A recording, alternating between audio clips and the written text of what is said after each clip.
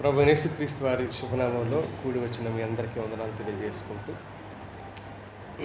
ఈ దినం మన ధ్యానం కోసం మత్తయి రాసిన సువార్త 24వ అధ్యాయం 12వ వచనంలో నుంచి వాక్యాన్ని చదివి ధ్యానం చేసుకుందాం. మత్తయి రాసిన సువార్త 24వ అధ్యాయం 12వ వచనంలో, అక్రమము విస్తరించుట చేత అనేకుల ప్రేమ చల్లారును అని చెప్పారు. యేసుక్రీస్తు ప్రభు వారిని శిష్యులు అడిగారు ఒక ప్రశ్న. ఆ ప్రశ్నకి జవాబుగా మత్తయి సువార్త 24, 25 అధ్యాయాలు ప్రభు మాట్లాడవలసి వచ్చింది. ఒకటే ప్రశ్న, అధ్యాయాలు 2. ఆ ఒక్క ప్రశ్న ఏంటంటే 3వ వచనంలో, 24 అధ్యాయం 3వ వచనంలో చదువుతాం. ఆయన ఒలీవ కొండ మీద కూర్చుండి ఉన్నప్పుడు శిష్యులు ఆయన యొద్దకు ఏకాంతముగా వచ్చి, ఇవి ఎప్పుడు జరుగును? నీ రాకడకును ఈ యుగ సమాప్తికిని సూచనలేవి మాతో చెప్పుమన్నప్పుడు ప్రభువారు వరుసగా చెబుతూ వచ్చిన కొన్ని విషయాలు. ఆ వరుసగా చెబుతూ వచ్చిన విషయాల్లో ఒకటి మనం 12వ వచనంలో ఒక మాట చదువుకుంటున్నాం. అక్రమము విస్తరించుట చేత అనేకుల ప్రేమ చల్లారును అని చెప్పాడు యేసుక్రీస్తు ప్రభువారు. వాళ్ళు అడిగింది ఏంటి అంటే రాకడ, యుగాంతం. వాస్తవానికి రెండు వేరు. రాకడ వేరే, యుగాంతం కూడా వేరే. యుగం అంతమైపోయేది రాకడ తర్వాత జరుగుతుంది అది. అయితే ప్రభు రాకడకు సూచనలు, అలాగే యుగాంతపు సూచనలు, వారు అడిగిన ప్రశ్నకు జవాబుగా యేసుక్రీస్తు ప్రభు వారు చెప్పారు. వాస్తవంగా ఇక్కడ చెప్పబడుతున్న విషయాలు రెండవ రాకడకు సంబంధించినవి కావు, కానీ రెండవ రాకడకు ముందు జరగబోయే సంగతుల గురించి ప్రభు మాట్లాడాడు. రెండవ రాకడలో ఎలా ఉంటుందో చెప్పడానికి చెప్పలేదు ఈ అధ్యాయాన్ని. నేను 24, 25 2 అధ్యాయాల మీద బహుశా 5, 6 చాలా వివరణాత్మకమైన వర్తమానాలు గతంలో వాటిని రికార్డ్ చేసి పెట్టాము. ఎవరికైనా ఆసక్తి ఉంటే అసలు ఈ 2 అధ్యాయాలు ఏం చెబుతున్నాయి, యేసుక్రీస్తు ప్రభువారి రెండవ రాకడ గురించి ఆయన చెబుతున్న ఉపమానాలు ఏం చెప్తున్నాయి అని చాలా వివరణాత్మకమైన సందేశాలు ఇవ్వటం జరిగింది. సరే, సంఘాల పరిస్థితి, లేక దేవుని బిడ్డలు ఆత్మీయులైన వారి పరిస్థితి గురించి యేసుక్రీస్తు ప్రభువారు చెబుతూ వచ్చారు. చివరి దినాలలో ఎవరికి చివరి దినం? సంఘానికి చివరి దినాలు ఇవి. సంఘం చివరి దినాలలో ఉంది అని అర్థం. సంఘం చివరి దినాల్లో ఉండగా పొరపాటుని అర్థం చేసుకోకపోతే పరిష్కారాన్ని చేయలేము. సాధారణంగా స్పోర్ట్స్లో వీళ్ళు ట్రైనింగ్ చేసుకునేవాళ్ళు, కోచింగ్ తీసుకునేవాళ్ళ పరిస్థితి ఎలా ఉంటుంది అని అంటే, నీ ప్రత్యర్థి అంటే నువ్వెవరితో పోటీ పడుతున్నావో వాళ్ళ బలహీనతలు, వాళ్ళ బలాల గురించి ఏం చెప్పరు, పట్టించుకోవాల్సిన అవసరం లేదు. వీళ్ళ కోచింగ్ ఎలా ఉంటుందంటే, ఈయన ఎక్కడ ఫెయిల్ అవుతున్నాడో ఈయన బలహీనతే ఇతడు తెలుసుకోవాలి. రన్నింగ్ చేసే దగ్గర ఇతడికి ఎక్కడ బలహీనత అవుతుంది, లేదా ఇంకేదైనా లాంగ్ జంపో, హై జంపో, ఇంకేదైనా చేయవలసి వస్తే ఇతని బలహీనత ఎక్కడా అని ఇతని గురించి ఇతడు తెలుసుకోవటమే ఉంటుంది అనమాట ఎప్పుడైనా. కనుక తన బలహీనత తాను తెలుసుకోగలిగితే అప్పుడు కోచ్ ఏం చేస్తాడంటే తన బలహీనతను గుర్తించి కోచ్ గమనిస్తూ ఉంటాడనమాట. గమనించి, ఇదిగో నువ్వు ఫలానా విషయంలో బలహీనంగా ఉన్నావు, ఫలానా విషయం వల్ల నువ్వు మొత్తానికే మోసపోయే ప్రమాదం ఉంది, కాబట్టి నువ్వేం చేయాలి అని అంటే ఫలానా బలహీనత నువ్వు అధిగమించగలిగితే నువ్వు విన్ అవుతావు అని చెప్తాడు కోచ్, నువ్వు గెలుస్తావు అని చెప్తాడు. ఖచ్చితంగా ఎప్పుడైనా ఎవరమైనా సరే మన జీవితాల్లో సమస్య గుర్తించగలిగినప్పుడే పరిష్కారాన్ని మనం పొందుకోగలుగుతాం. ఆ సమస్య గుర్తించినప్పుడు పరిష్కారాన్ని మనం సంపాదించుకోగలుగుతాం. పౌలు తిమోతికి చెబుతూ ఇలా అన్నాడు. 2వ పత్రిక 3వ అధ్యాయం 1-5 వచనాలు. అంత్య దినములలో అంత్య దినాలలో కాలాలు ఎలా మారిపోతాయని చెప్తున్నాడు దేవుడు దైవజనుడు ద్వారా అంటే అవి అపాయంగా మారిపోతాయి. చదువమ్మా. ఎలాగంటే మనుషులు స్వార్థప్రియులు, ధనాపేక్షులను, బింకములాడువారును, అహంకారులు, దోషకులు, తల్లిదండ్రులకు అవిధేయులు, కృతజ్ఞత లేనివారు, అపవిత్రులు, అనురాగరహితులు, అతిద్వేషులు, అపవాదకులు, అజితేంద్రియులు, క్రూరులు, సజ్జన ద్వేషులు, ద్రోహులు, మూర్ఖులు, గర్వాంధులు, దేవుని కంటే సుఖానుభవం ఎక్కువగా ప్రేమించువారు, పైకి భక్తి గల వారి వలె ఉండి దాని శక్తిని ఆశ్రయించిన వారు ఇలా ఉంటారంట అంత్యకాలంలో. ఇదెంత అపాయకరమైన కాలంలోకి సంఘం. వాస్తవంగా పౌలు చెబుతున్న కాలానికంటే మిత్రులారా, ఆ కాలం కంటే రాను రాను ఈ కాలంలో ఇలాంటి పరిస్థితి సంఘం ఎదుర్కోవాల్సిన అవసరత సంఘానికి ఏర్పడింది. ఈ పరిస్థితులు చాలా గడ్డుగా మారిపోయాయి. సమస్య ఏంటి చెప్పనా? సమస్యను గుర్తించకపోవటం. ఏ డాక్టర్ గారైనా పేషెంట్కున్న రోగాన్ని గుర్తిస్తే మంచి మందు ఇస్తాడా? పేషెంట్కున్న రోగాన్ని గుర్తించకపోతే మంచి మందు ఇస్తాడా? అసలు అందులో ఇదేం ప్రశ్న? గుర్తించినప్పుడే కదా ఆయన మంచి మందు ఇచ్చి పేషెంట్ని బాగు చేస్తాడు. గుర్తించకపోయినా కాస్ట్లీ మందు ఇచ్చాడానికి ఏదో ఒకటి ఈ రోగం బాగా అయిపోద్దా?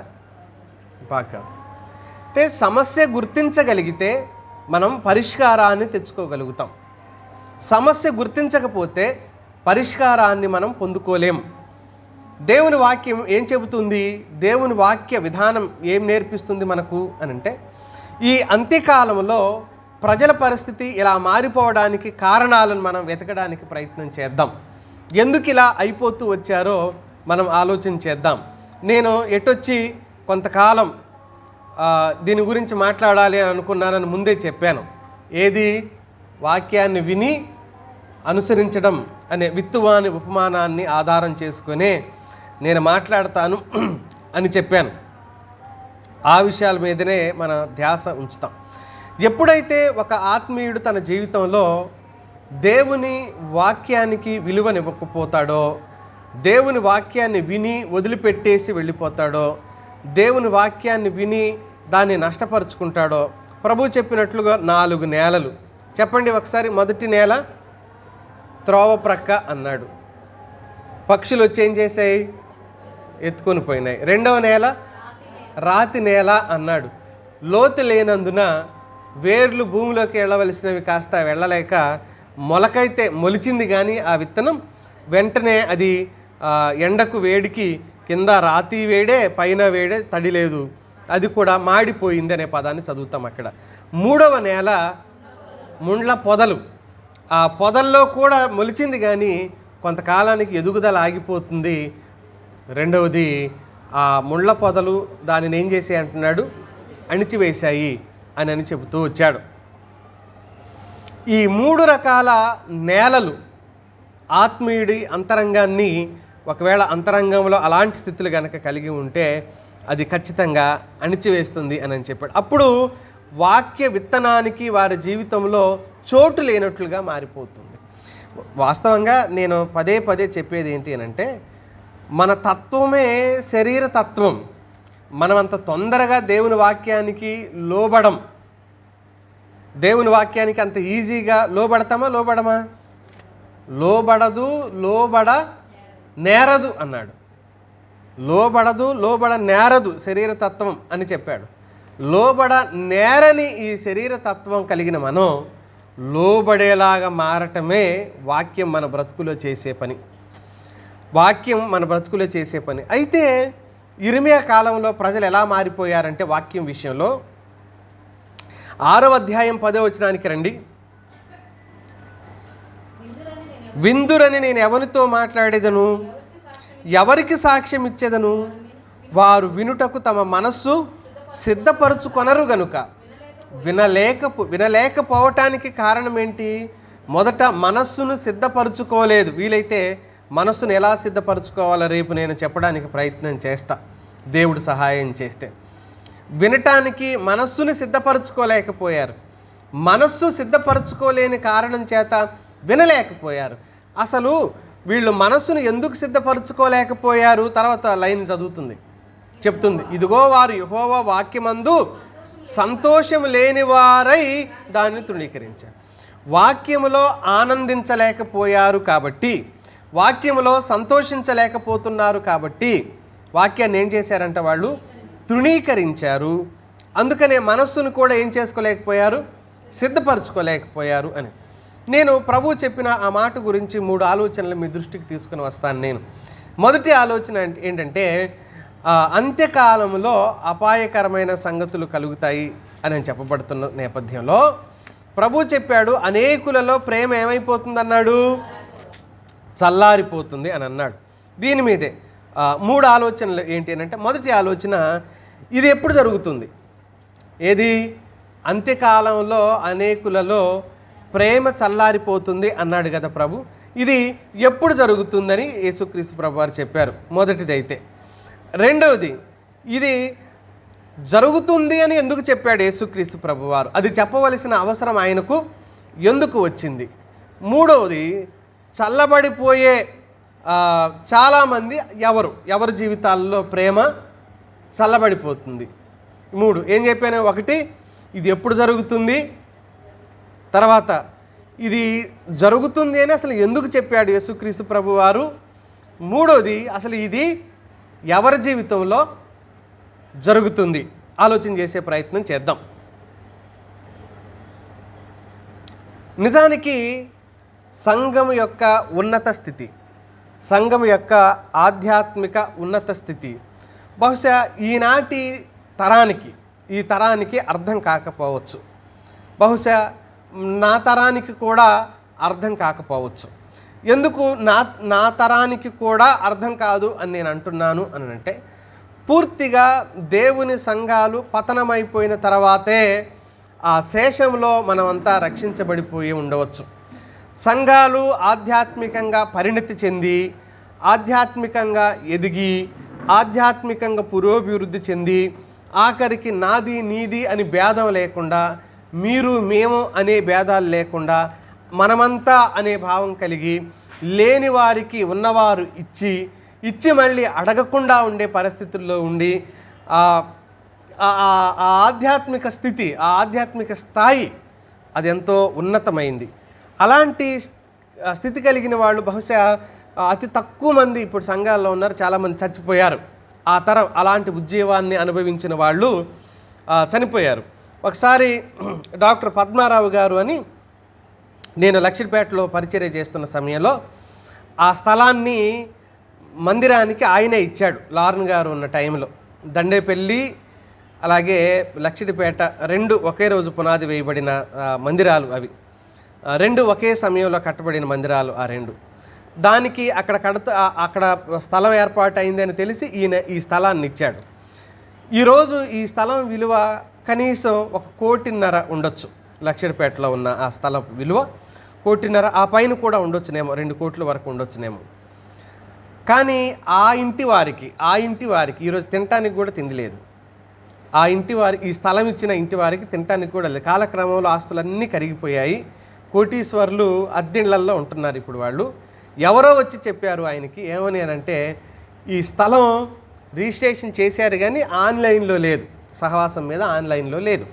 వాళ్ళ కొడుక్కు చెప్పారు, పద్మారావు గారి కొడుక్కు చెప్పారు. ఏమని చెప్పారు? చెప్పింది ఎవరు? వాళ్ళ సొంత మామగారే చెప్పారు. ఆయన కూడా పోయారు మొన్నే. కేపీ ఇమ్మానుయేల్ గారని ఆయనే వచ్చి చెప్పారంట. అది నోవా గారు వాళ్ళ నాన్న వచ్చి చెప్పాడు, దాన్ని లాగేసుకోవచ్చు, దాన్ని మనం గుంజేసుకోవచ్చు, అర్జెంటుగా మనం ఆ ప్రక్రియ చేద్దాం, దాదాపు 2 కోట్ల పైన ఉండే ఆస్తిని వాళ్ళకి ఎందుకు ఇవ్వాలి, మనం కూడా పరిచర్య చేస్తాం కదా, ఆత్మసంతృప్తి మాట చూశారు. మనం కూడా ఏం చేస్తాం? గుంజుకొని ఏం చేద్దాం? ఈ స్థలాన్ని పరిచర్య చేద్దాం. గుంజుకున్న దేవుడి పరిచర్య జరిగిద్ది, వాళ్ళ దగ్గర ఉన్నా కూడా ఏం జరిగిద్ది? పరిచర్య. కాబట్టి మనం గుంజుకుంటే తప్పేంటి అని చెప్పారంట. అప్పుడు వెంటనే పద్మారావు గారు కొడుకు పరుగున నా దగ్గరికి వచ్చాడు. బ్రదర్ ఉన్నారా? మధ్యాహ్నం ఎండలో వచ్చాడు పాపం ఆయన. ఏంటన్నా రొప్పుతూ వచ్చావు, ఏంటి సమస్య ఏంటి అని అంటే, ఇలా చెప్పాడు ఆ ముసలాయన, అంటే వాళ్ళ మామగారిని, అర్జెంటుగా మనం దీన్ని ఏదో ఒకటి చేసి ఆన్లైన్కి ఎక్కే ప్రయత్నం చేయాలి. రా నా బండి పోయి ఎంఆర్ఓ ఆఫీస్కి వెళ్ళి కలుద్దామని అన్నారు. నేను పరుగున ఆయనతో పాటు ఎంఆర్ఓ ఆఫీస్కి వెళ్తే ఎంఆర్ఓ గారు లేరు. అక్కడ ఉన్న వాళ్ళని ఎవరిని అడిగితే వాళ్ళు ఏం చెప్పారంటే, మాకు మీరు ఒక పని చేయండి, అసలు ఇది ట్యాక్స్ కట్టారో లేదో ట్యాక్స్ ఆఫీసర్ని అడిగి, వసూలు చేసేవాళ్ళని అడిగి చూడండి ఎవరి పేరు మీద ఉంది ఏంటి వివరాలు తెలుసుకోండి, ఆ ట్యాక్స్ అంతా ఒక్కసారే కడుతూ ఆన్లైన్ చేయొచ్చు, మనం ఈజీగా అవుద్ది అని అన్నారు.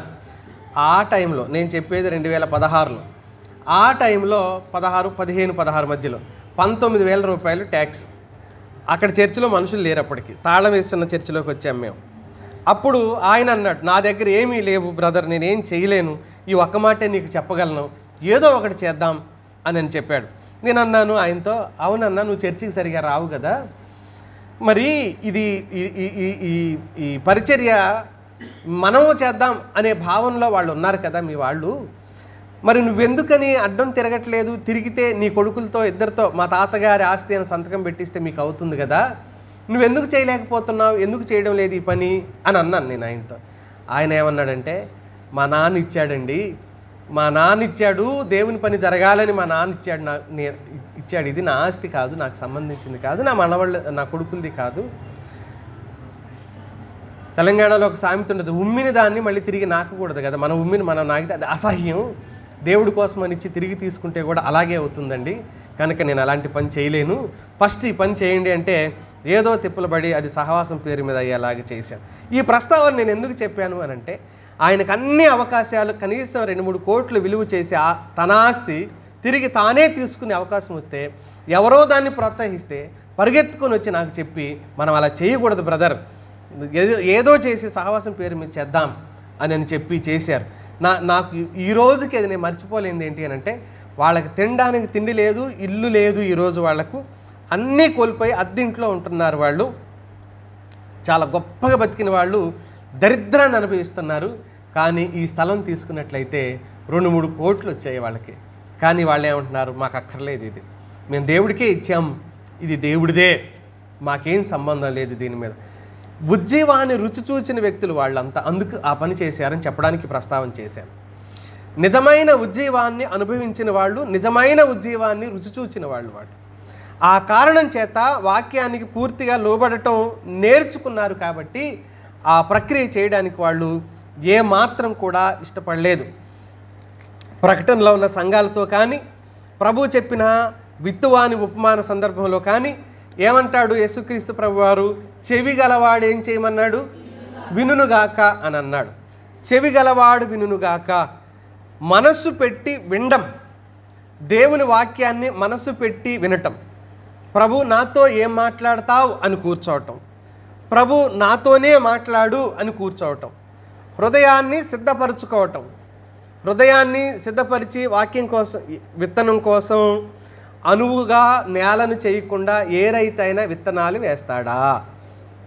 ఆఖరికి ఇప్పుడు వర్షాకాలం, బీరపాదులు ఎక్కడ మీ కోతులు ఉంచో కానీ మొత్తానికి ప్రయత్నం చేస్తూనే ఉంటారుగా, బీరపాదులు, చిక్కుడు గింజలు, ఆ తర్వాత సొరగింజలు, ఇలాంటివి పెట్టేవాళ్ళు ఎవరైతే ఉన్నారో దాన్ని తవ్వకుండానే గింజ అలా వేస్తే మొలకెత్తుతుందా? అది ఒకవేళ మొలకెత్తిన బలంగా ఉంటుందా చెప్పండి? మనందరికీ తెలుసు ఆ విషయం, పెద్ద మనం రైతులు కాకపోయినా తెలుసు ఆ విషయం కదా. అయితే రైతులు ఎలా చేస్తారు, నాగలితో ట్రాక్టర్లతో దున్ని దాన్ని చదును చేసి కంపేరి రాళ్ళు ఉండవు, దాదాపుగా రెగ్యులర్గా చేసే పొలంలో ఉంటాయి రాళ్ళు ఉండవు, ఎప్పుడో ఏరేసి ఉంటారు. ఒకవేళ ఏదైనా ఆ దుక్కిలో బయటకు వస్తే ఆ రాయిని ఉంచుతాడు అక్కడ అతడు, ఖచ్చితంగా దాన్ని తీసి పక్కన పడేస్తాడు. కంప చెట్లు ఏమీ లేకుండా శుభ్రం చేసిన తర్వాతే, ఏ కంపు ఉంటే ఏమైంది, అది కూడా చెట్లే, వేసేది కూడా చెట్లే అనుకుంటే కుదురుతుందా? ముళ్ళ పొదలు ఎదిగి ఏం చేస్తున్నాయి, దాన్ని అణిచివేస్తున్నాయి కదా. అందుకని దాని ఎదుగుదలను నష్టపరుస్తున్నాయి అని చెప్పేసి సిద్ధపరచటం. అయితే ప్రభువు చెబుతున్నాడు, వీరు సిద్ధంగా లేరు కాబట్టి వాక్యాన్ని స్వీకరించలేని స్థితిలో ఉన్నారు. వీళ్ళు సిద్ధంగా లేరు కనుక వాక్యాన్ని స్వీకరించలేకపోతున్నారు. గతకాలపు సంగతులు, నేను గతంలో ఇలా జరిగింది, అక్కడ ఇలా జరిగింది అని ఎందుకు చెప్తూ ఉంటాను అంటే, అప్పుడు మనం లేము అక్కడ, ఆ ఉజ్జీవాన్ని కళ్ళతో చూసిన వాళ్ళం కాము మనం. ఆ కారణం చేతనే దేవుడు ఎలా చేశాడో, ఆ ప్రజల మధ్యలో దేవుడు ఎలా జరిగించాడో ఆ ప్రజల జీవితాలలో దానిని తెలుసుకోవడానికి, విని ప్రేరణ పొందుకోవడానికి దేవుడు ఆ సందర్భాలను దైవజనుల ద్వారా చెప్పించటమో లేకపోతే పుస్తకాల్లో రాయించి పెట్టడమో అది ఒక చరిత్ర. దాన్ని అలా ఉంచాడు దేవుడు. ఇది ఎప్పుడు జరుగుతుంది అనంటే మనం అర్థం చేసుకోవాల్సింది ఏంటి అనంటే వాక్యమునకు చెవినియని కాలంలో అవుతుంది. దేవుని వాక్యానికి చెవినియని కాలం. అది ఎప్పుడు? తిమోతికి పౌలు రాసిన మొదటి పత్రిక, 2వ పత్రిక 4వ అధ్యాయం 3వ వచనం చూడండి. 2వ పత్రిక 4:3. ఎందుకనగా జనులు హితబోధను సహింపక, హిత అన్న దగ్గర ఏముందో చూడండి, ఆరోగ్యకరమైన అని అర్థం. హితబోధ అంటే మంచి బోధ అంటే ఏమన్నట్టు? ఆరోగ్యకరమైన బోధ అని. అంటే మామూలుగా తెలుగు పదానికి హిత అంటే మీరు అన్నట్టు మంచి, కానీ ఒరిజినల్ స్క్రిప్చర్స్లో నుంచి తీసుకున్న అర్థాన్ని డైరెక్ట్గా పెట్టారు ఇక్కడ. అది ఆరోగ్యకరమైన బోధ అంట. జనాలకి ఏ బోధ నచ్చడం లేదంట? ఆరోగ్యకరమైన బోధ నచ్చట్ల. అంటే ఎలాంటి బోధ కావాలంట? జబ్బు బోధ. ఆరోగ్యానికి వ్యతిరేకం ఏంటి? జబ్బేగా. జబ్బు బోధ నచ్చుతుంది అని అంటున్నాడు. కనుక ఏం చేశారు? దురద చెవులు గలవారై, దురద చెవులు ఎలా ఉంటాయో కూడా ఈ సిరీస్లోనే చెప్తాను నేను. దురద చెవులు అంటే ఏంటో, అసలు లేఖనాల్లో ఎందుకు రాయించాడో దేవుడు, దాన్ని ఆదివారమే చెప్తాను నేను. తమ స్వకీయ దురాశలకు అనుకూలమైన బోధకులను తమ కొరకు పోగు చేసుకునిరి. ఇంకా చెప్తున్నాడు, సత్యమునకు చెవినీయక కల్పన కథల వైపుకు తిరుగు కాలము వచ్చును. ఆయన వచ్చును అన్నాడు, కానీ ఇప్పుడు మనం ఏమనుకోవాలి? భలే చెప్పారు. వచ్చును కాదు, వచ్చే ఉన్నది అని చెప్తున్నాడు. కనుక అనుకూలమైన బోధ, ఇర్మియాతో అంటాడు. ఏమంటాడు అనంటే, ఈ ఇర్మియా ఎప్పుడు కూడా నా కోసం ఏం చెప్పడంట? అనుకూల వచనం ఎప్పుడు నా కోసం చెప్పడు, పలకడు. కాబట్టి ఇర్మియా ఎవరంట? మీకాయాకు నాకు విరోధి, శత్రువు. నాకు ఎందుకు శత్రువు అంటున్నారు? అడుగుదాం ఒకసారి అంటే, లేదు అడిగినా వేస్ట్. నా కోసం ఎప్పుడు అనుకూలమైన బోధ ఒక్కటి కూడా చెప్పడు. రాజు ఏమంటున్నాడు? యుద్ధానికి వెళ్ళాలా వద్దా అని ఆ ప్రవక్తలు, దేవతల ప్రవక్తలను అడిగితే, ఎళ్ళు నీదే విజయం అని అంటే, ఇర్మియాని కూడా పిలిచారు ఎందుకైనా మంచిదని. పిలిస్తే ఇర్మియా ఏమంటాడు? పోయావు అనుకో అటే, అంటే చచ్చిపోతావు నువ్వు, తిరిగి రావు అన్నాడు. అదుగో చూసారా, నేను ముందే చెప్పానా ఏమని? అప్పుడు ఆగలేక కోపం వచ్చి ఇర్మియా దగ్గరకు వచ్చి ఇలా అన్నాడు, ఎవరు చెప్పారు నేను చచ్చిపోతానని? అంటే నాకు యెహోవా ఆత్మ చెప్పుచున్నాడు అని అంటే, ఆగలేక ఆయన కోపం వచ్చి ఇర్మియాను చెంపదెబ్బ కొట్టి ఏమంటాడంటే, చెంప మీద కొట్టి, యెహోవా ఆత్మ నీకు చెప్పి ఈ వైపు వెళ్ళాడా అని అడుగుతాడు ఆయన్ని. ఈ వైపు వెళ్ళాడా? మళ్ళీ తిరిగి రాలా యుద్ధానికి పోయి ఆయన. నేను వచ్చే వరకు బంధించుంచండి అన్నాడు. ఈయన బంధించుంచబడింది కరెక్టే, కానీ ఆయన తిరిగి రాలా. అంటే అనుకూలమైన బోధ దైవజనుడు చేయలేనందుకు, అనుకూలమైన బోధ ఇర్మియా మాట్లాడనందుకు ఇర్మియాను చెరసాల్లో వేయించారు, కొట్టారు. నాకు శత్రువు ఈయన అనే పదాన్ని అక్కడ మీకాయ వాడటం మనం చూస్తాం. స్నేహితులైన ఆత్మీయులారా, దేవుని బిడ్డలారా, యేసుక్రీస్తు ప్రభు చెప్పాడు. యోహాను సువార్త 17వ అధ్యాయంలో 21వ వచనంలో ప్రభు వారు మాట్లాడారు. 17:21లో, నాయందు నీవును నీయందు నేనును ఉన్నలాగున వారును మన యందు ఏకమై ఉండవలెనని వారి కొరకు మాత్రమే నేను ప్రార్థించట్లేదు, వారి వాక్యము వలన నా యందు విశ్వాసముంచు వారందరూ ఏకమై ఉండవలెనని వారి కొరకును ప్రార్థన చేస్తున్నాను. వాక్యం వినువారంతా ఏమై ఉండాలని ప్రార్థించాడు యేసుక్రీస్తు? అందరు ఏకమైపోవాలి, ఒకటే అయి ఉండాలి, వేరు కాదు, ఒకటే అయి ఉండాలి. నేను చాలాసార్లు ఆ ఎగ్జాంపుల్ చెప్పాను. నేను సంఘం కలిగి ఉండవలసింది ఐక్యత కాదు, ఏకత్వం కలిగి ఉండాలి. ఐక్యత కలిగి ఉండటం కాదు, ఏకత్వం కలిగి ఉండాలి. ఏకాత్మ, ఏక తాత్పర్యం, ఏక భావం అనే పదాలు వాడాడు ఫిలిప్పీ పత్రికలో పౌలు. కనుక ఐక్యత వేరు, ఏకత్వం వేరు. ఐక్యత అంటే కలిసి ఉండటాన్ని ఐక్యత, ఏకత్వం అంటే ఒకటే అయిపోవటాన్ని ఏకత్వం. ఈ రెండింటిలో ఉన్నతమైంది ఏది? ఏకత్వం ఉన్నతమైంది. అందరం ఇలా ఉంటాం, ఐక్యంగా ఉన్నట్టుగా కనబడుతుంది. కానీ దేవుడు కోరుకున్నది ఏంటి? ఏకత్వం కావాలని కోరుకుంటున్నాడు. దేవుని కుమారుని విషయంలో ఏకత్వం పొందుకోవాలి. ఎఫెసీ పత్రికలు చెప్పినట్టు ఏకత్వం పొందుకున్నట్లుగా అని అన్నాడు. దేవుని పిల్లలంతా ఏకత్వంలోకి రావాలి. ఈ ఏకత్వం, దీనికి ఉదాహరణ ఇలా ఆలోచన చేస్తూ ఉంటాం. ఒక గిన్నెలో ఓ 10 గుడ్లు ఉన్నాయనుకోండి, అవన్నీ వరుసగా గిన్నెలో పేర్చి పెట్టాం. ఇప్పుడు అవన్నీ ఎలా ఉన్నట్టు చెప్పాలి మీరే. ఐక్యంగా ఉన్నాయా, ఏకంగా ఉన్నాయా? చెప్పారా? ఏం చెప్పారు? గిన్నెలో 10, 20, 30, 100 గుడ్లు వేసాం, పెట్టాం. ఇప్పుడు అవన్నీ ఎలా ఉన్నాయి?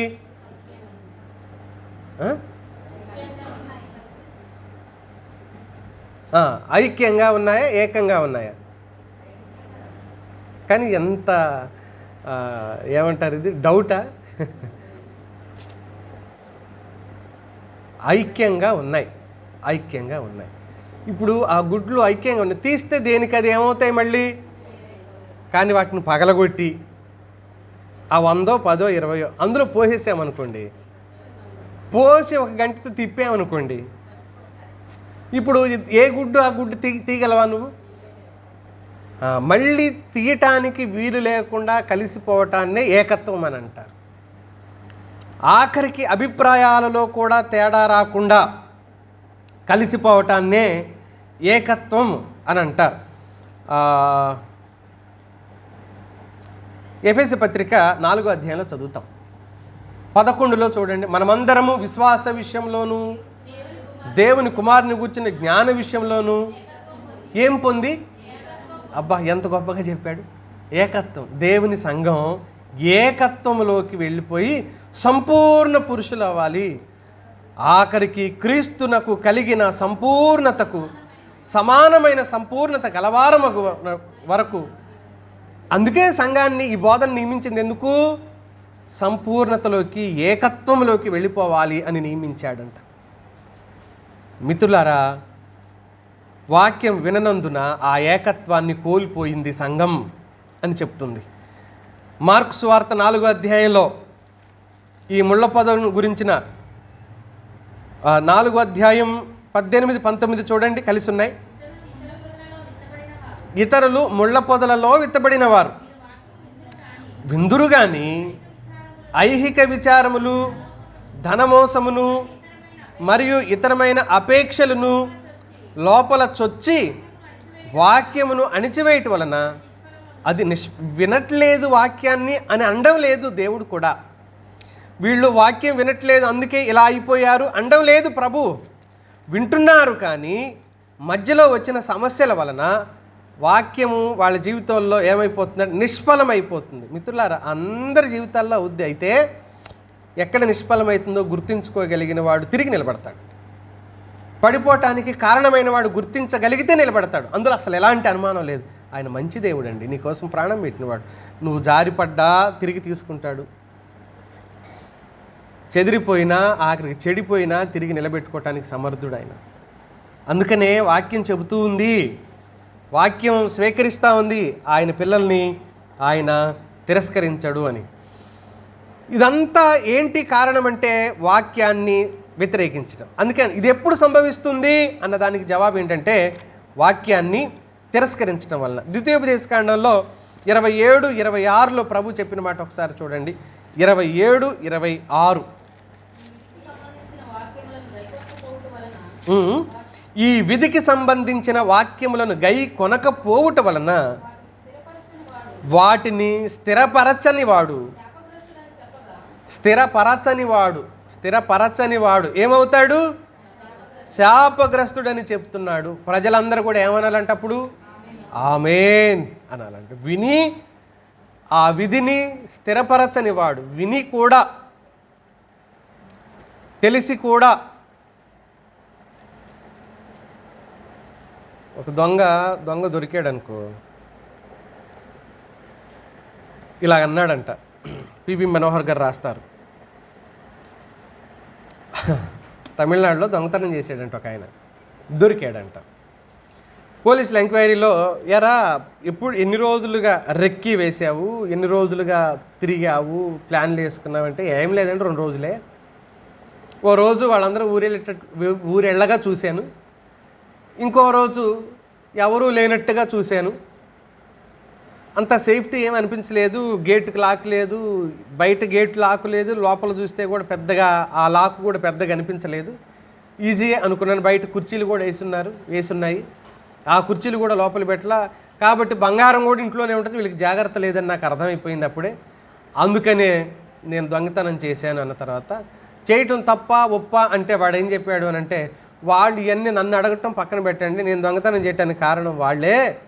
ఎందుకు, వాళ్ళు సరిగ్గా జాగ్రత్తగా లేరు కాబట్టి నేను ఈ దొంగతనం చేశాను అన్నాడంట ఆయన. చేసిన తప్పును సమర్థించుకునే పద్ధతి చూశారు.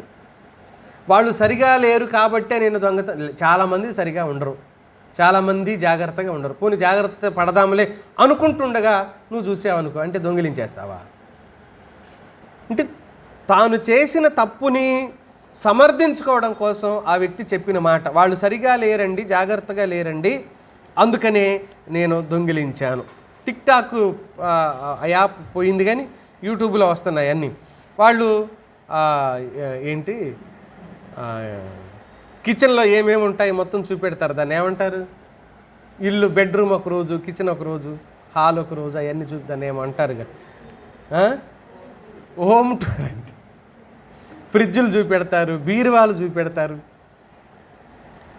వాష్రూములు చూపెడతారు, హోమ్ టూర్లు చూపెడతా ఉంటారు.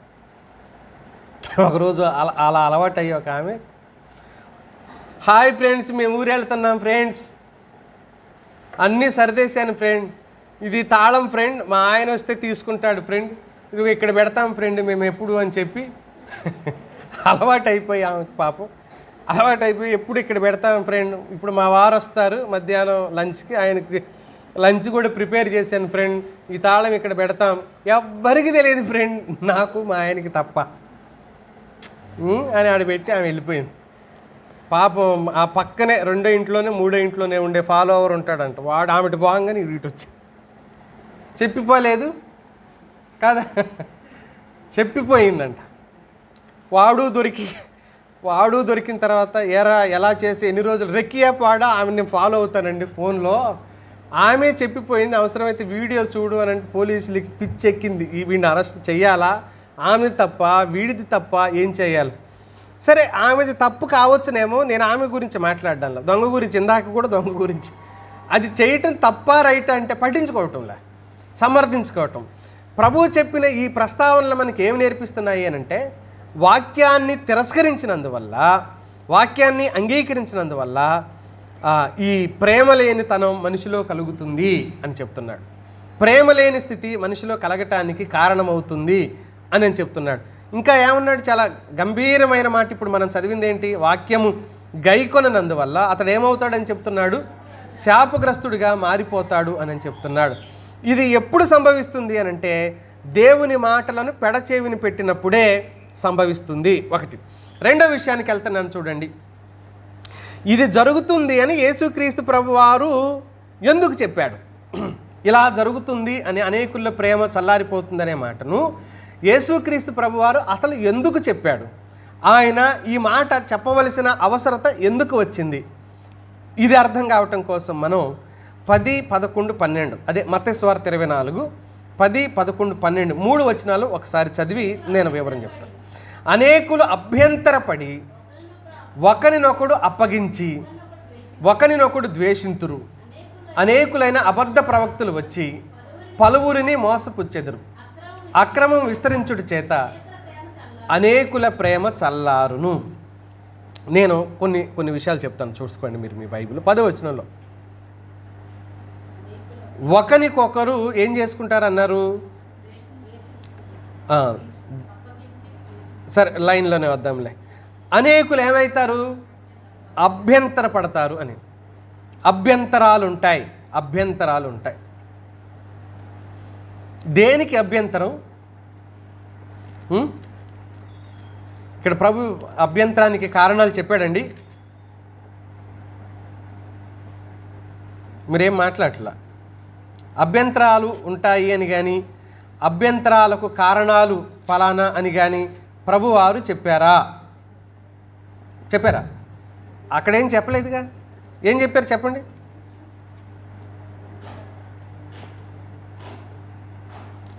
ఆ పైన చెప్పిన విషయాలు వేరే. వీళ్ళకి అభ్యంతరాలు ఎందుకు వస్తాయో చెప్పలే. సరే, ఇంకొక వాక్యం చెప్తే ఇంకా ఎక్కువ అర్థం అవుతుంది. లూకా సువార్త 17వ అధ్యాయానికి రండి. మొదటి వచనంలో చూడండి.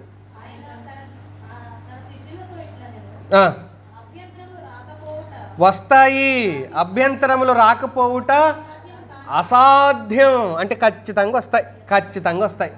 రాకపోవుట అసాధ్యం. కానీ అవి ఎవని వలన వచ్చునో వానికి శ్రమ. అభ్యంతరాలు రావు అంటం లేదు ప్రభు, వస్తాయి. ఎవరి వల్ల వస్తాయో వారికి శ్రమ అని అన్నాడు. కానీ ఇక్కడ ఎంతమంది వల్ల వచ్చాయి? ఇప్పుడు మన వాక్యంలోకి రండి. 10వ వచనంలో ఒక్కళ్ళ ఇద్దరా? అనేకులు ఏమైపోతున్నారు? అభ్యంతర పడుతున్నారు. ఒక్కళ్ళు కాదు, ఇద్దరు కాదు, అనేకులు అభ్యంతర పడుతున్నారు. చివరి దినాలలో అభ్యంతర పడేవాళ్ళు ఎంతమంది ఉంటారని చెప్పాడు? అనేకులు ఉంటారు. చాలామంది అభ్యంతర పడుతూ ఉంటారు. చాలామంది. సాధారణంగా లోకం తీరు ఎలా ఉంటుంది అని అంటే, ఏది మెజారిటీ ఉంటే దాన్ని యాక్సెప్ట్ చేయాల్సి వస్తుంది. అంతే కదండి. ఏది మెజారిటీ ఉంటే దాన్నే యాక్సెప్ట్ చేయాలి. ఎప్పుడూ కూడా బైబిల్ విధానానికి, లోకం విధానానికి పూర్తి ఆపోజిట్ ఉంటుంది. మనం బైబిల్ పద్ధతిని కనుక లోకంలోకి వెళ్ళి మాట్లాడితే మనల్ని పిచ్చోళ్ళని చూసినట్టు చూస్తారు. అలాగే వాళ్ళు వచ్చి మన దగ్గర మాట్లాడితే దాన్ని మనం యాక్సెప్ట్ చేయలేం, భరించలేం, అంగీకరించలేం. ఉదాహరణకు ఇప్పుడు మొన్న ఎలక్షన్స్ జరిగినాయి, సర్పంచ్ ఎలక్షన్లు. ఇప్పుడు గెలిచిన వాళ్ళందరూ మంచోళ్ళని ఓటేశారంటారా? ఓడిపోయిన వాళ్ళు చెడ్డోళ్ళని రిజెక్ట్ చేశారంటారా? ఎలా గెలిచారు మరి? డబ్బు ప్రభావం బాగా జరిగింది కదా, అది అందరికి తెలిసిన విషయమే. ఆ లెక్కన మెజారిటీ ప్రజలు ఎవరికి ఓటేస్తే వారే గెలుస్తారు. ఆ మాత్రం చేత అది నిజం, మంచివాళ్ళని చెప్తామా? అంగీకరించగలమా? అభ్యంతర పడేవాళ్ళు ఎక్కువగా ఉన్న కారణం చేత, ఆ అభ్యంతరం బలమైందిగా కనబడుతున్న కారణం చేత దాన్ని నిజమే అని చెప్పగలమా? ఇప్పుడు ఇంకో ఉదాహరణ చెప్తా. చాలా వస్తాయి బైబిల్లో, మనకు బోర్డులు ఉంటాయి. లోకం చెప్పేదానికి మెజారిటీ ఎక్కువ ఉంటే దాన్నే నిజం అన్నట్టుగా, ఇప్పుడు విశాల మార్గంలోకి ఎక్కి వెళ్తున్నారా జనాలు, ఇరుకు మార్గంలోకి ఎక్కి వెళ్తున్నారా జనాలు? విశాల మార్గం. ఇప్పుడు మెజారిటీ ఎటువైపు ఉంటే అదే నిజం అనేది లోకంలో చెప్తున్నదైతే, ఇప్పుడు లోకంలో ఉన్న జనాలందరూ వచ్చి ఏది మంచిదంటారు? విశాలమే అంటారు కదా.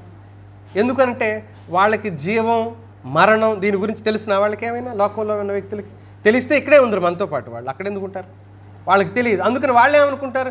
ఒరే మీ ఆలోచనలు తప్పు, నలుగురు నడిచే దారే సరైన దారి, కాబట్టి విశాలమైన దారిలోకి మనమంతా అమ్మో అంటారేమో వాళ్ళు కదా. అది డేంజరా కాదా ఈ బాధ? ఇప్పుడు డేంజరే. అయితే ఇక్కడ ఏంటి అని అంటే, అభ్యంతరాలు ఎక్కువైన కారణం చేత అది నిజం అవ్వవలసిన అవసరం లేదు, అది నిజం అని చెప్పవలసిన అవసరం లేదు. కనుక అనేకులు అభ్యంతర పడతారు. ఆత్మీయులంగా మనం గుర్తించాల్సింది ఏంటంటే, నా వలన ఎలాంటి అభ్యంతరం కలుగుతుంది అని ప్రశ్నించుకోవాలి. అలా ప్రశ్నించుకోకపోతే ప్రభు ఏం చెప్పాడు? ఎవరి వలన కలుగుతున్నాయి ఆ మనుషునికి ఏంటి? శ్రమ అన్నాడు. ఆ మనుషునికి శ్రమ అన్నాడు. పోనీ అభ్యంతరాలు ఎంతమందిలో కలుగుతాయి? అనేకులు. ఒకటి. రెండవది ఏం చెప్పాడు చూడండి, ఒకరినొకడు ఏం చేసుకుంటారు? అప్పగించుకుంటారు.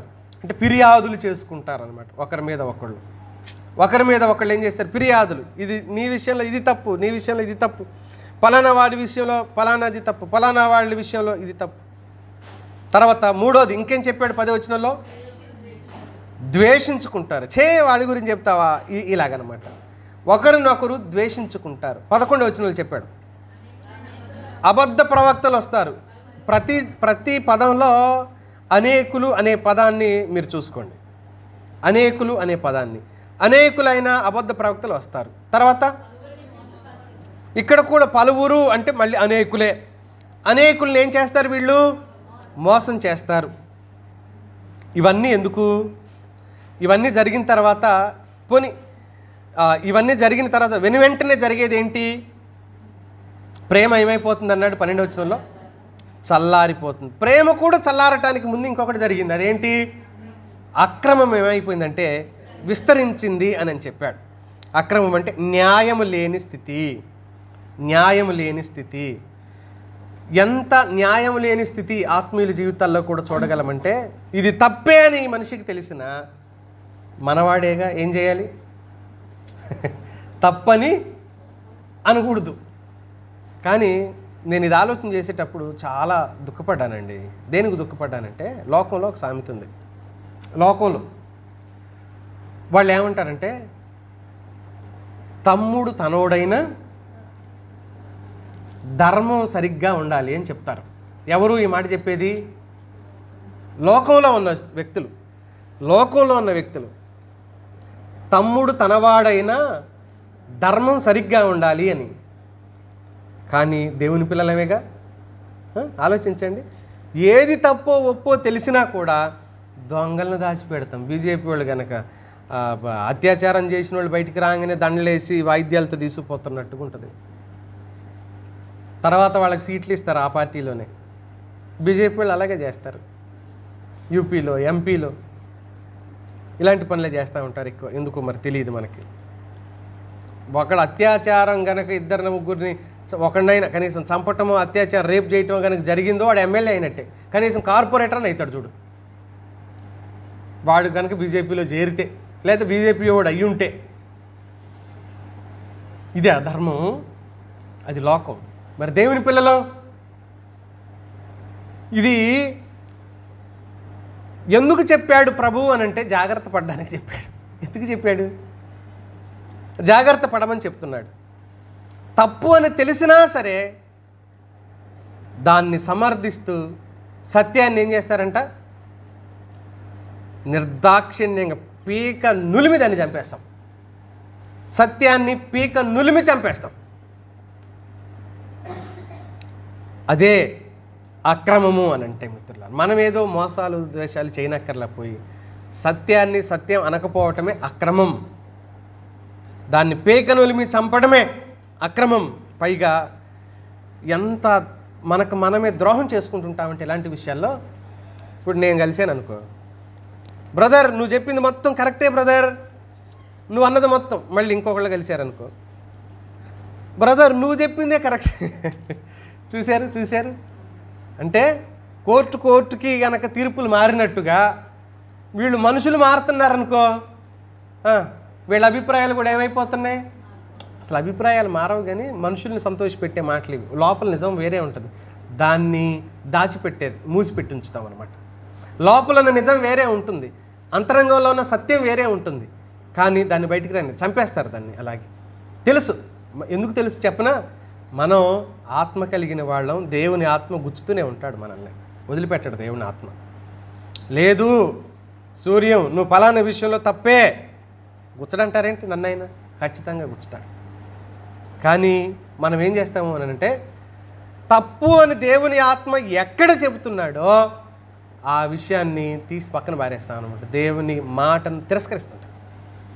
కొన్ని వాక్యాలు కూడా గుచ్చుతూనే ఉంటాయి మన మనసులో, కానీ వాటిని మనం తీసి పక్కన పెట్టేస్తూ ఉంటాం. న్యాయం లేని స్థితి, అన్యాయానికి, అబద్ధానికి సపోర్ట్ చేయటం, తప్పుని ఎంకరేజ్ చేయటం. 10వ వచనంలో యొక్క ఆ వాక్యం యొక్క ప్రమాదకరమైన స్థితి ఏ స్థాయిలో ఉంది అని అంటే, వివరించలేనంత ద్వేషించుకోవటం. అది ఎంతటి ద్వేషం! యుద్ధాలేం చేసుకోం మనం, యుద్ధాలేం చేసుకోం. మహా అంటే ఏదైనా మాట్లాడుకుంటాం, అంతకుమించి ఏం జరుగుద్ది మన మధ్యలో? నేను చాలాసార్లు మీ మధ్యలో చెప్పాను, 2 దేశాలు యుద్ధం చేసుకున్న 2 దేశాలు కూర్చొని మాట్లాడుకుంటే ఏమైపోతుంది ఆ యుద్ధం కూడా? అంతే కదా. ఇప్పుడు పాకిస్తాన్, ఇండియా, అమెరికా రాకపోతే అది మనకు మిత్రదేశమే అవుతుంది. మధ్యలో అమెరికా రాకపోతే ఆఫ్ఘనిస్తాన్ మనకు మిత్రదేశమే అవుతుంది. మన దేశంలోంచి విడిపోయినాయే బంగ్లాదేశ్ కానీ పాకిస్తాన్ కానీ, వాళ్ళు మనకు విరోధులు ఎందుకు అవుతున్నారు? 3వ వాడు ఎంటర్ అయ్యాడు మధ్యలోకి, అమెరికా, అటేమో చైనా. మిత్రులారా, ఎప్పుడైనా సరే దేవుని వాక్యానికి ఇంక చర్చ లేకుండా నువ్వు ఎప్పుడైతే విధేయత చూపుతావో దేవుని ఆత్మ నీలో పనిచేస్తాడు. నిన్ను సరైన డైరెక్షన్లోకి ఆయన నడిపిస్తాడు. నిన్ను సరైన డైరెక్షన్లోకి నడిపిస్తాడు. నువ్వు సరిగ్గానే నడవగలుగుతావు. తిమోతితో చెప్తే ఇలా అన్నాడు, మొదటి పత్రిక 4వ అధ్యాయం 1వ వచనం. త్వరగా చూడండి, నేను కొద్దిగా విస్తరిస్తున్నట్టుంది. అయితే చివరి దినాలు అంటున్నాం కదా, కడవరి దినములలో కొందరు అబద్ధికుల వేషధారణ వలన మోసపరచు ఆత్మలయందు దయ్యముల బోధయందును లక్ష్యముంచి విశ్వాస భ్రష్టులకు గురైన ఆత్మ తేటగా విశ్వాస భ్రష్టత్వం సంభవిస్తుంది. అసలు వాక్యాన్ని విడిచిపెట్టి అనవసరపు వాక్యాలు వినటం వల్ల, వాక్యాలంటే మాటలే కదా, అనవసరపు వాక్యాలు వినడం వల్ల ఏం జరుగుతుంది అని అంటే మనం ఏమయ్యే అవకాశం ఉంది? అదే విశ్వాస భ్రష్టులమైపోతాం, విశ్వాసాన్ని కోల్పోతాం. ఇది ఎప్పుడూ చాలా చక్కగా చెప్తా ఉన్నాడు. ఎప్పుడని చెప్పాము? కడవరి దినాలు. ఎందుకు చెప్పాడు యేసుక్రీస్తు ప్రభువారు? మనం జాగ్రత్త పడాలని. వాళ్ళు ఎవరు? యోహాను మొదటి పత్రిక 2వ అధ్యాయం 19వ వచనం. ఎవరు వాళ్ళు అసలు? 2వ అధ్యాయం 19వ వచనంలో చూడండి. వారు బయట వాళ్ళు కాదంట, వారు మనలో నుండి బయలు వెళ్ళిరి, కానీ వారు మన సంబంధులు కారు. వారు మన సంబంధులైతే మనతో కూడా నిలిచి ఉందురు.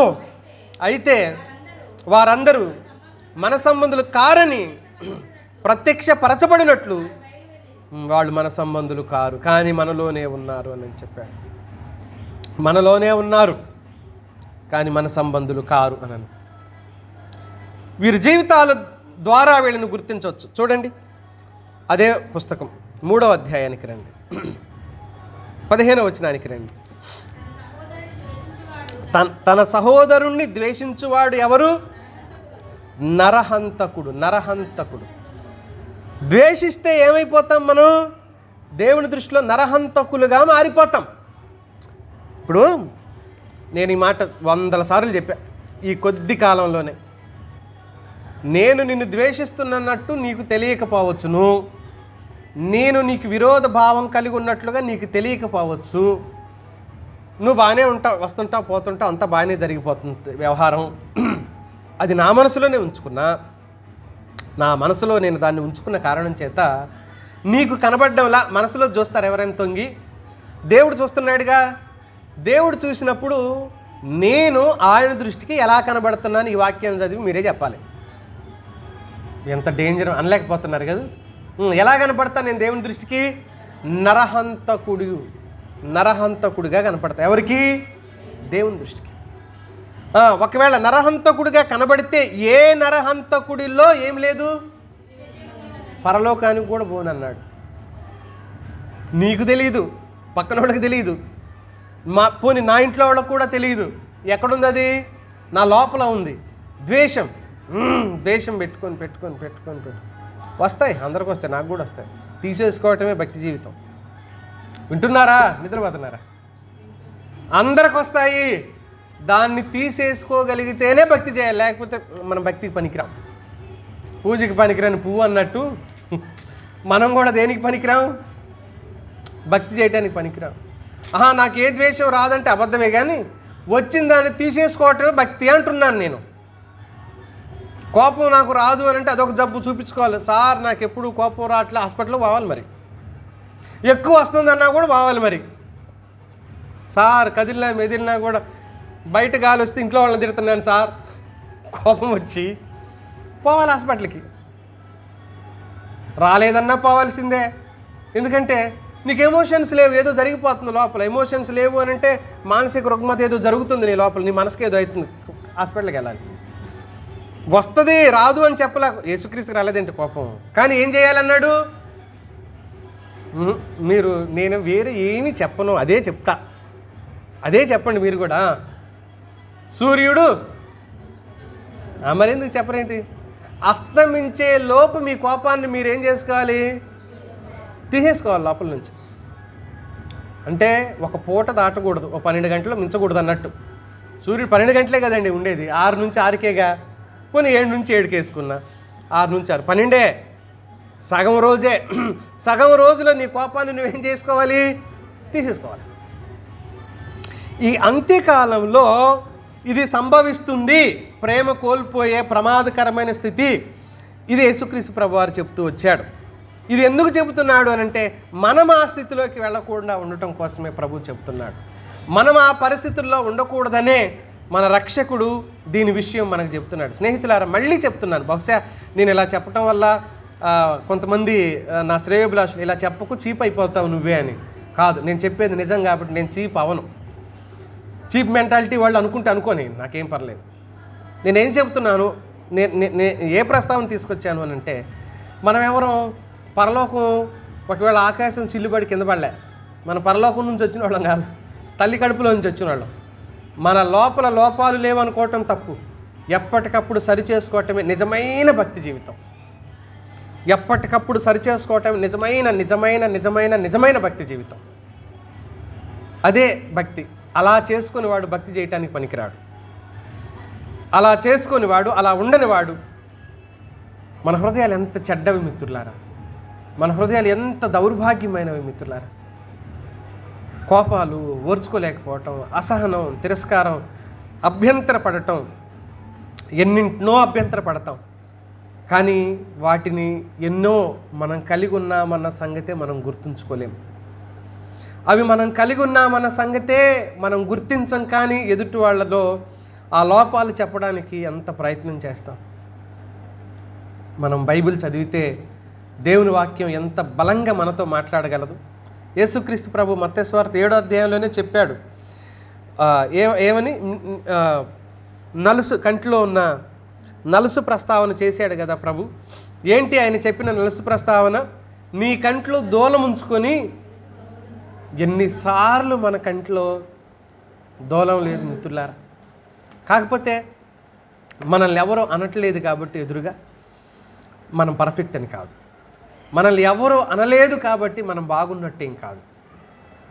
ఈ భక్తి జీవితంలో దేవునికి హృదయం శుభ్రంగా కనబడకపోతే, దేవునికి మన హృదయం నీట్గా కనబడకపోతే మన భక్తి పూర్తిగా వ్యర్థం. మన భక్తి పూర్తిగా వ్యర్థం.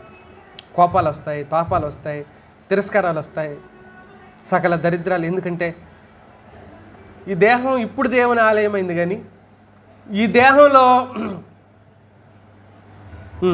ఈ చెడ్డవన్నీ ఎందులోంచి బయటకు వస్తాయి అన్నాడు?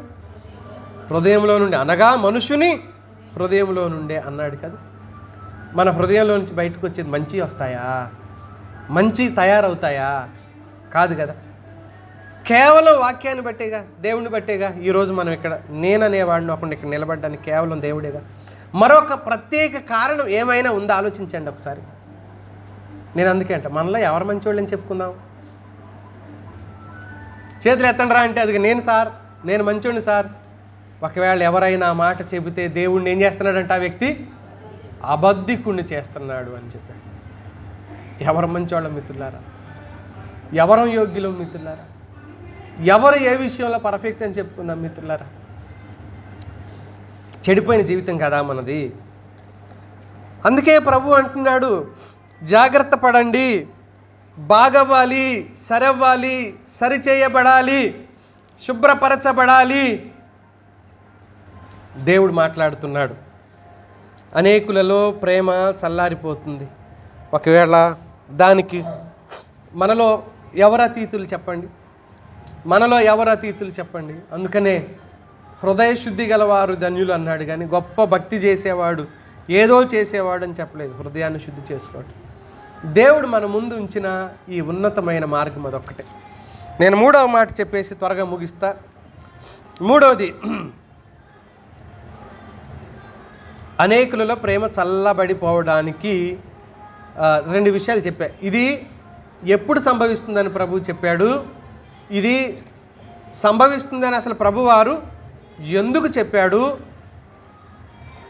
చల్లబడిపోయే ఈ వ్యక్తులు చాలామంది అన్నాడు కదా, అనేకులు అన్నాడు కదా. ఈ అనేకులు ఎవరు? ప్రేమ చల్లబడిపోయే అనేకులు ఎవరని ప్రభు చెప్తున్నాడు. ఈ విత్తువాని ఉపమానంలో 4 నేలల్లో 3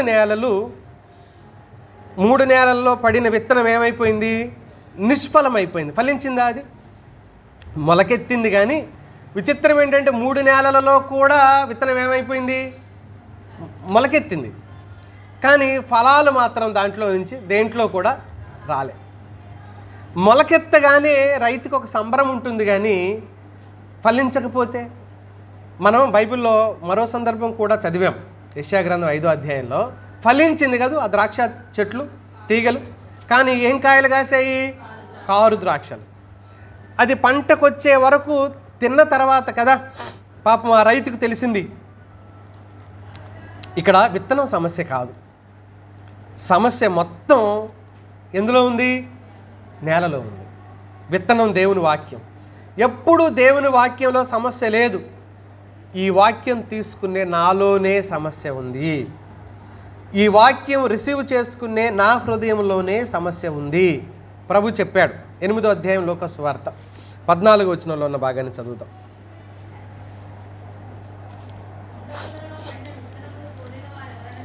చదవమ్మా. విని కాలం గడిచిన కొలది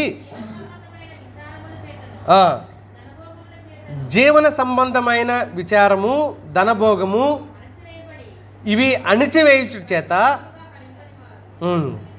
ఫలించకుండా మారిపోయే ఓ బలహీనమైన స్థితి ఆ వ్యక్తులకు వచ్చింది. ముండ్ల పొదల్లో పడిన విత్తనం అని అన్నాడు. విని కాలం గడిచిన కొలది ఈ జీవన సంబంధమైన విచారముల చేత, జీవన సంబంధమైన విచారం, దీన్నే పౌలు ఏమంటాడు? జీవన వ్యాపారం. అక్కడ పదం బాగుంది, ఇక్కడ జీవన సంబంధమైన విచారములు అన్నాడు.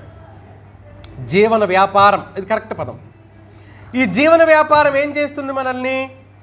జీవన వ్యాపారం అంటే జీవించడానికి మనం చేసే పని, ప్రతి పనిని వ్యాపారంగానే.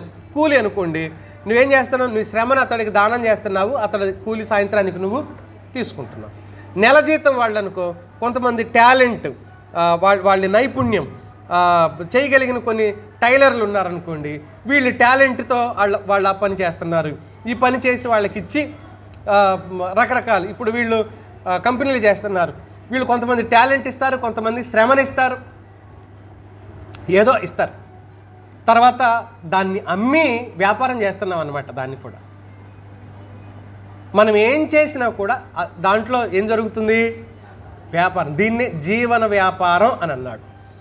జీవించడానికి చేసే వ్యాపారం అన్నమాట. శ్రమని రకరకాలుగా దానం చేసి ఇస్తాం. అదే మాట చెప్తుంది దేవుని వాక్యం. అది తప్పు అనడం లేదు దేవుని వాక్యం. అయితే అందులోనే చిక్కుకొని ఏం చేస్తున్నాడంటే ఆత్మీయుడు ఫలింపలేకపోతున్నాడు. ఫలించాలి అని అంటే మళ్ళీ వాక్యం దగ్గరికే రావాలి. వాక్యం ఎదగటానికి వాక్యమే సహాయం చేయాలి, వాక్యం ఫలించటానికి వాక్యమే సహాయం చేయాలి. జీవన వ్యాపారంలో చిక్కుకున్నాడు. 2 తిమోతి 2:4 చెప్పినట్లుగా ఇవి కుటుంబ సంబంధమైన భారాలు. వారు సరైన దానికి తీసుకువచ్చేది ఏంటి అని అంటే దేవుని వాక్యం. మనం సరైన దారిలోకి తీసుకురావాలి అని అనుకుంటాం. మీరందరికీ బాగా తెలుసు, చిన్నపిల్లలు ఉంటారు మన ఇండ్లల్లో. చిన్నపిల్లలకి స్నానం చేయిస్తే ఇష్టమేలే కానీ కొంతమందికి ఇష్టం ఉండదు. స్నానం చేయిస్తే ఇష్టమే కానీ రుద్దితే ఇష్టం ఉండదు, తెలుసు కదా. వాడిని టబ్బులో కూర్చోబెట్టినా ఇష్టపడతాడు, కానీ నువ్వు సబ్బు తీసి ముఖానికి పెడతానంటే, మెడ రుద్దుతానంటే, చేతులు రుద్దుతానంటే వాడు ఏమంటాడు? అప్పుడు ఇష్టపడతాడా? ఇక అప్పుడు ఏడవటం మొదలు. అమ్మ చేతిలో సబ్బు చూశాడో ఏం చేస్తాడు ఇప్పుడు? ఏడవటం మొదలుపెడతాడు. రుద్దితే ఒప్పుకోడు. సేమ్ అలాంటిదే జరుగుతాయి సంఘాల్లో. బాదుకులు రుద్దకూడదు. బాదుకులు ఎంత రుద్దాలంటే చంటి పిల్ల స్నానం కాదు ఇది. బాదుకులు రుద్దే రుద్దుడు చంటి పిల్లల స్నానం కాదు, పెళ్లి కూతురు స్నానం. వింటున్నారా? సంఘం ఎవరు? పెళ్లి కూతురు కదా. ఇప్పుడు పెళ్లి కూతురికి చేసే స్నానం నలుగు ఎలాగ పెట్టాలి? ఇలా రుద్దుతారా? ఒక ఏలుతో ఇలా రాస్తారా? మరి ఎలా ఉంటుంది చెప్పండి? రుద్దుడేగా, రుద్దాల్సిందేగా. అప్పుడే రుద్దుతారు. అంతకుముందు ఎప్పుడు అలాంటి పసుపు లేకపోతే నేను పసుపు అనే జనరల్గా వాడాను, కానీ రకరకాలుగా వాడుతుంటారులే. ఫేస్ గ్లో అవటం కోసం వాడే రకరకాలుగా ఉండొచ్చు, వాడతారు. ఎందుకు వాడతారు? ఆమె అబ్బాయికి అందంగా కనపడాలి, చూసేవాళ్ళకు కూడా ఆమె ఎలా కనపడాలి? అందంగా ఆకర్షణీయంగా కనబడాలి. మేకప్ వేసేవాళ్ళకి 5,000 10,000 ఇస్తున్నారు కదండి ఇప్పుడు. ఎందుకు? ఆమె కనపడాలి. అలా కనబడడానికే బాదుకుల్ని పెట్టాడు సంఘంలో దేవుడు. సంఘము దేవునికి అలా కనబడడం కోసమే దేవుడు ఏం చేశాడు? తల్లి అయితే సరిగ్గా రుద్ది స్నానం చేయించింది, ఆయా డ్యూటీ చేసిద్ది. అంతేనా? తల్లి మనసు వాడు శుభ్రంగా ఉండాలని రుద్దే చేయించిద్ది తల్లి. ఆయా ఏం చేసిద్దంటే అమ్మ చెలకు పౌడర్ రాసి పెట్టిద్ది కదా. ఆయాకి తల్లికి ఉన్న తేడా అది. అవును మిత్రులారా, బాదుకుల బాధ చూసి వీడు తల్లి ఆయా అని గుర్తుపెట్టచ్చు. బాధకుల బాధ చూసి ఏం గుర్తుపెట్టచ్చు? అసలు వీడి తల్లి ఆయానా? కొంతమంది బాధకులు తల్లి అనొచ్చు, కొంతమంది బాధకుల్ని ఏముందిలేండి ఆయాలాగా బోధిస్తున్నాడు మాకు అదే నచ్చింది అనుకునేవాళ్ళు, ఆయా బోధలు నచ్చేవాళ్ళు కూడా కొంతమంది ఉంటారు. తల్లి బోధ నచ్చేవాళ్ళు రకరకాలుగా ఉంటారు, మనం వాళ్ళని కాదనలేం. అయితే ఇక్కడ సమస్య చెప్తాను వినండి. దేవుని సన్నిధిలో ఎప్పుడైతే వాక్యానికి విధేయత చూపని వాళ్ళు ఉంటారో వాళ్ళే చల్లబడిపోతూ ఉంటారు కాలక్రమంలో. ఎప్పుడైతే దిద్దుకోవటం మానేస్తారో, తప్పుదిద్దుకోవటంలో ఈ వ్యక్తులు వెనకబడిపోతారో వారు చల్లబడిపోతారు. అందుకని అనేకులు అన్నారు చూడు, ఆ అనేకుల్లో వీరే ఉంటారు. దిద్దుకోవటం మానేసిన వాళ్ళు. కీర్తనల గ్రంథం 50వ కీర్తన 17వ వచనం ఒకసారి చూడండి. కీర్తనల గ్రంథం 50వ కీర్తన 17వ వచనం. దిద్దుబాటు నీకేంటి? అసహ్యము. నీవు నా మాటలను నీ వెనకకు త్రోసివేస్తున్నావు. దిద్దుకో అని అంటుంటే దిద్దుబాటు నీకు ఇష్టం లేని కారణం చేత సర్దుబాటు చేసుకుంటున్నావు. అన్నింటినీ దిద్దుకోవాల్సిందే అని దేవుని వాక్యం చెబుతుంటే, లేదు లేదు దిద్దుకోగానే మేమేం చేస్తాము? సర్దుకుంటాము. మేము సర్దుకుంటాం, మేము దిద్దుకోం. సర్దుకోవటం ఎలాగంటే ఆ ఇంట్లో బట్టలు పిల్లలు కనుక లాగేసి లేకపోతే మనమే సర్దాలనుకో, అందులో ఉన్న సామాన్లే ఆ సరుకులే అందులోనే మళ్ళీ ఏం చేస్తాం? ఆ ఇంట్లోనే సర్దుతాం. దిద్దుకోవటం ఏంటంటే అవసరం లేని వాటన్నిటిని తీసి పూర్తిగా ఇంట్లో లేకుండా బయటపడేయటం. దిద్దుకోవటం అంటే అది, సర్దుకోవటం అంటే ఇది. ఇంకా సర్దుకునే పద్ధతి ఎలా ఉంటుంది అని అంటే, మనం ప్లెయిన్గా కనబడదాం. నా మురికికి నువ్వు సున్నమేయి, నీ మురికికేమో నేను సున్నమేస్తా. అప్పుడు మురికి లోపల ఉంటుంది, పైకి ఎలా కనబడతాం? మనం తెల్లగా కనబడతాం. ఇక్కడ దిద్దుకున్నారా సర్దుకున్నారా? సర్దుకున్నట్లు. సర్దుకోకూడదు దేవుని బిడ్డలో. ఏం చేయాలి? దిద్దుకోవాలి. అందుకనే వాక్యానికి విధేయత చూపకపోతే ప్రేమ చల్లారిపోతుంది. ఇది కంక్లూజన్. వాక్యానికి విధేయత చూపకపోతే ప్రేమ చల్లారిపోతుంది. ఇప్పుడు మన ముందున్న ప్రశ్న ఏంటంటే, మనమంతా ఒక ఆలోచనకు రావాలి. ఆ ఆలోచన ఏంటి అని అంటే, ఎక్కడెక్కడ మనం వాక్యానికి అవిధేయత చూపించి మన స్వార్థం బయటకు వచ్చి మనల్ని దేవుని ఎదుట దోషులుగా నిలబెట్టిందో ఆ విషయాలను మనం సరి చేసుకోవటానికి దేవుని సన్నిధిలో సరి అవుదాం. అందరం తలలో ఉంచుదాం, కళ్ళు మూసుకుందాం. మన ముందు ఉంచబడిన వాక్యపు వెలుగులో మనలను మనమే సరి చేసుకుందాం. మనల్ని